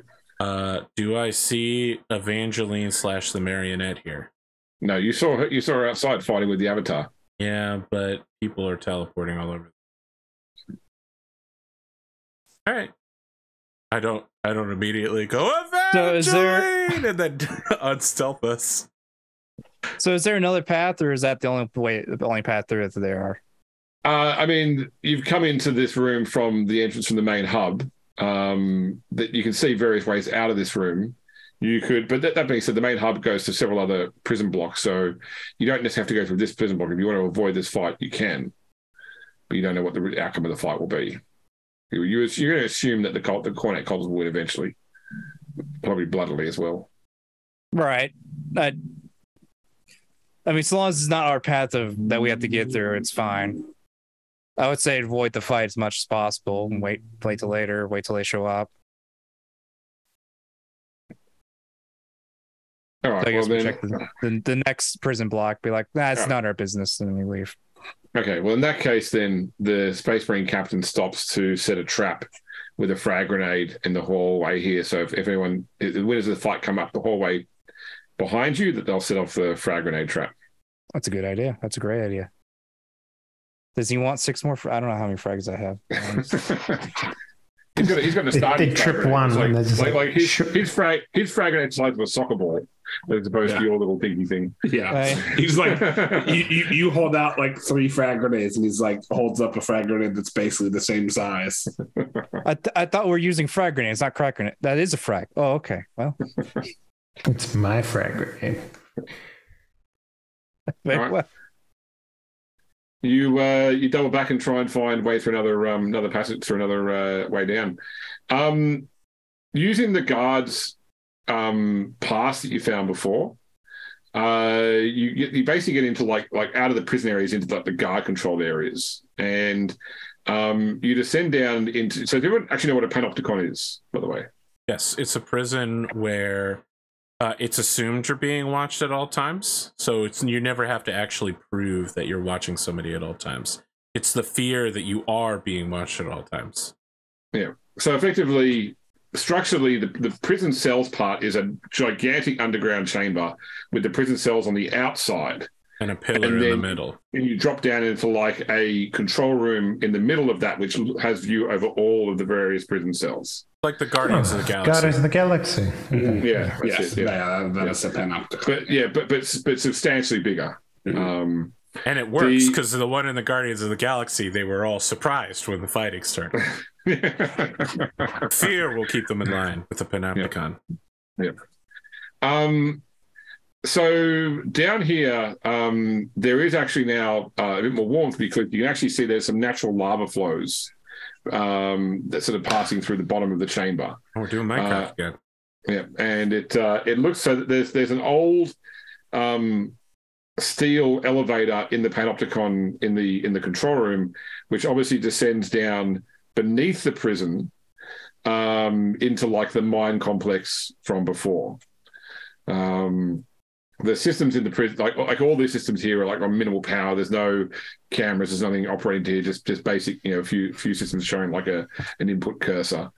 What you do notice is that all the prison cells are dark and abandoned. So wherever these cultists came from, they weren't in the prison cells, except for a single prison cell, which is illuminated, the door open, and you can sort of see a single figure, a shadow moving around in that prison cell.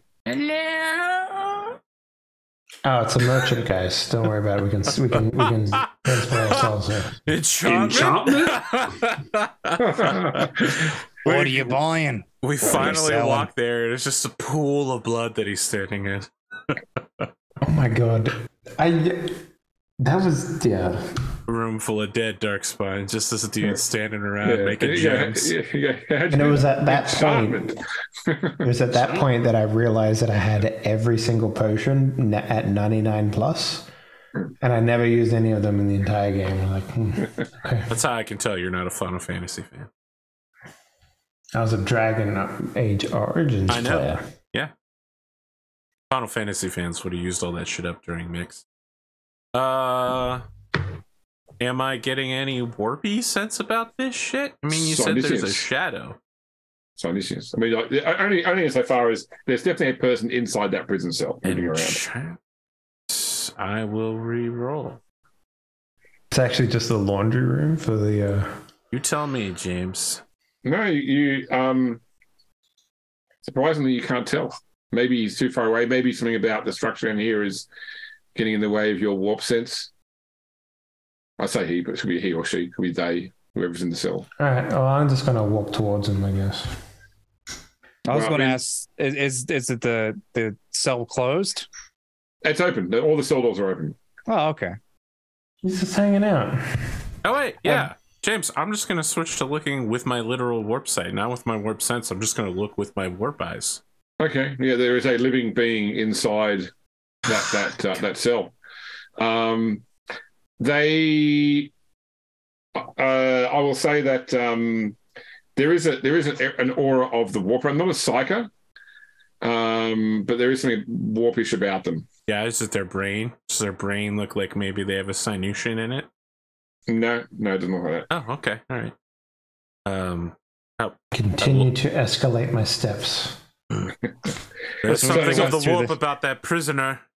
So just to be clear on the structure of this place. So imagine it's like a funnel-shaped massive chamber with all the prison cells and steps around the outside, and you've dropped down in the middle. So you've got to basically go down the elevator to the base and then walk up to one of the lifts. Although there is like a system of controllable gantries. Multiple people with jetpacks who can just jump down. Yeah, you can fly across there. That's fine. No worries. I take the elevator, but I warn people that. Okay. Well, the people with jetpacks get there first. I mean, of course. So, all right. I'm gonna buy all the rare items, guys. Yeah. All right. And whatever Don doesn't buy, I'm gonna buy. When you show up, this guy's just gonna be like, with what money? Skulls for the Emperor, blood for the Golden Throne. We've got a limited edition supply of items here for you. Ignore the 8-pointed star on everything, guys. We don't use currency here. Souls get given to the last hit, okay? So it's either me. So for both Thorne and Adrian has jetpack too. Mm-hmm. So they're like the cell is set up like with a bed and some scraps of food, some books, a candle which is a source of the light, and a figure who has his back to you right now wearing what looks like the robes of a Navis noble, of a navigator. We hate navigators here. Yeah, like I said, my talbots are making so much noise that it's like louder than my jetpack when I land. So he definitely doesn't know that number. So he stands up and turns around. He's bald-headed, but he's wearing like a bandana covering his third eye. His own eyes have been gouged out and long since healed as just empty pits. And he holds his hand up like to where his warp eye would be when regarding you. Oh, that exactly, yes. Just remember, he can instantly destroy everybody with that eye. I do this. Maybe not Dawn. Hello. What are you doing here? I live here. I'm sorry. He sort of like he changes to his other hand and puts his hand out to shake yours. I'm Novator Benjamin Nostromo. Sister Dawn Leteinia.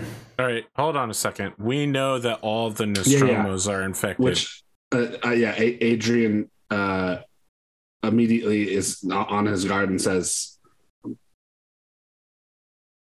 "Are you enslaved?" Enslaved. I'm trapped here, if that's what you mean. I am a prisoner at this point. How long have you been here? What year is it? Adrian rattles off whatever year it is. He says he's basically Erasmus Harlock's own navigator. Oh, shit. So he's been here for hundreds of years. Yeah. No one's questioning how he's still alive? Since my master marooned me here. Out of all the shit we've seen in this game, this is the least suspect. Really? This is... Okay, you know what? I'm not going to take that bait. Okay. Have the people on the elevator made it to the bottom arrived yet? Yes. Yeah. Okay. All right. Why did he leave you here? I don't really know. Maybe to punish me, maybe to warn others. He entered the blind tesseract and never returned. Yet before he did, he cursed me to be stuck in this place. So what warning do you have to offer us then? Wait, cursed you how? Like literally made you unable to leave here? Yes, I cannot leave. I cannot follow him, nor will I die. And how did he accomplish this curse? My master had developed powers very unnatural through his research. He was obsessed with his goal of returning his family to life. Can I mean, it's not exactly deny the witch because it's counterspelling, but can I dispel magic, the warp effect around him somehow? Give me a Forbidden Law the Warp test for you. Do you have Forbidden Law the Warp? Not Forbidden Law Psychers or Occult? I mean, so Psychers I'd take as well, whichever if it's higher. It's much higher. Okay, then I'll take that. That's fine. I'll take it as well, thank you. How about 5.8 degrees of success? Does he have any sort of like trinkets or anything on him? We'll give me something else. Ask this question first. Yes. So it's not like a specifically a psychic power or a spell. It's more like a geas. As far as you can tell, until these geas is fulfilled, he is stuck here basically. Do I know what the condition he has to fulfill is? Yeah, his master has to. He was told to wait here for his master. Erasmus Harlock expected to leave the Tesseract and come back. Let me ask you a question, James. Can I be like, behold, here is your master, the heir of Harlock, and will that fulfill the conditions? It's unlikely, no. Erasmus was very specific as to... I mean, you can try if you like, but you're not sure if that would how that would work. Okay. I have a real quick dumb question for you, James, and this is just so power armor. Yep. Does it have like a backpack? Like how do you carry things? Yep. It does. It has a backpack, which is what powers. It has a small nuclear reactor on the back. Okay, but like, does it have like an inventory? Like, not as like normally you'd have it in like belt pouches, not for anything substantial. Okay, all right, because this dude, he's been here for a while, right? Yeah. So I'm gonna dig into a pouch and pull out like a book. Food and water. No, a book. I'm gonna give him like the. I would maybe not the bylaws, but at least something to do with like. Did you bring your slutty heritage charts with you? All that begatting. Probably, actually, yeah. Let's do that. That sounds way better. So I'm just gonna while they're all like being inquisitory and looking into him or whatever, I'm just digging through my shit to find this guy a book to give him. So it's like, some new material to read. Okay, Pondo. How is he going to read though? He's Pondo. missing in his eyes, unless he can. New pages to hold. Then I don't know. Pondo, I want to give you a chance to ask your question about trinkets before I try my Harlock bullshit. Yes, I was seeing if there's maybe he guides them by certain items that because it seems like a lot of these curses and or yada yada are based around items or Material, trinkets, physical objects. Yeah, he has been one for, especially anything clockwork. So on his person, other than his clothing, he has a fur, sort of like a shawl, which is also caked with old ice and a bit of blood. You do see a comlink on top of his pile of stuff here as well, and he has like a familiar, like the seal of House Nostromo pinned to his lapel, but yeah, nothing else clockwork wise that you'd see that would resonate that way. I feel like this guy would not be infected by the Seekers from my understanding, the not Seekers, the enslavers. I mean, I'm literally standing in front of him looking to see if he's enslaved. They discovered, so the enslavers discovered the Harlock story after this all happened. Yeah. He's not enslaved. I would have sensed it while approaching. James, you're telling me there's no like counterspell I can do. I can just attempt this Harlock trickery bullshit and see if it works. It's beyond your power. All right, then that's exactly what I do. I slam my forceps down and say, "Behold, Harlock is gone, forever beyond your reach. But the heir of Harlock has returned. He may command you to leave." And then I present Pierre. Again, I know he's blind, but I'm doing all of this for the Gias. I mean, he's still looking around with his eye wherever you point to. So yeah. The implication is that he can see by putting his hand to his forehead. Yeah. Praise be that I didn't know that he had descendants. I thought he felt that his family was all dead. Accept him in your heart now, peasant.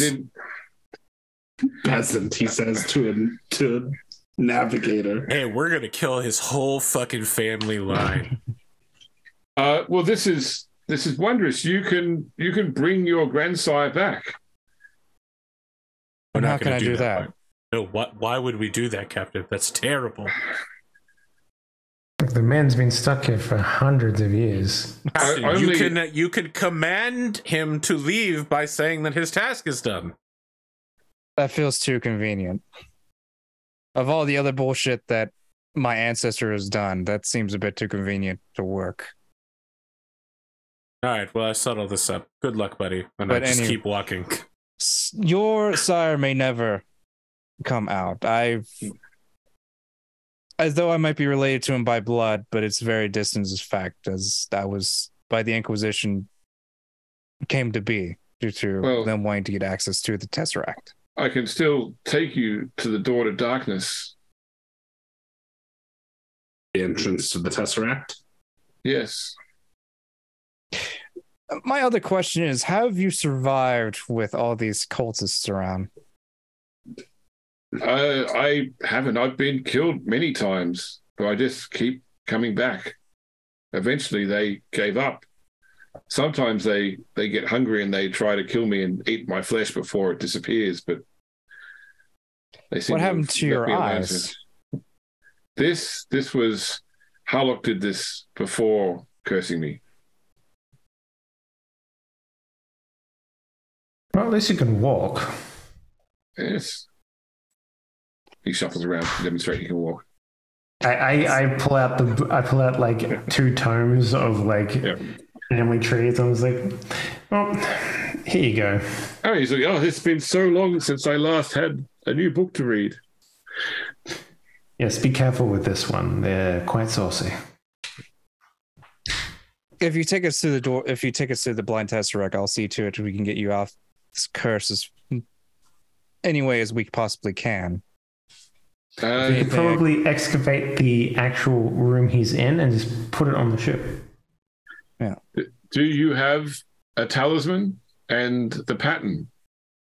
I have both, yes. Good, because deeper down the old tunnels, they move back and forth in space and time. I need the pattern to help guide me through to the door to darkness. That is some MacGuffin-ass bullshit. Yep, and this is our guide. Well, we should get going then before those cultists turn up again. But first, we should take a break. I think about 8 minutes should suffice. You've been here for hundreds of years and you want to sit down? It's like, I mean, 8 minutes is probably like equivalent to 8 seconds. It's a number of corn, though. Are we happy with this? Yeah. I suppose. I want to be clear. Androchiron walked off a while ago. I said he left when the Lord Captain was like, no, it's too easy. And I was like, yep, okay, I'm trying to save this guy's life. I love the idea that he walks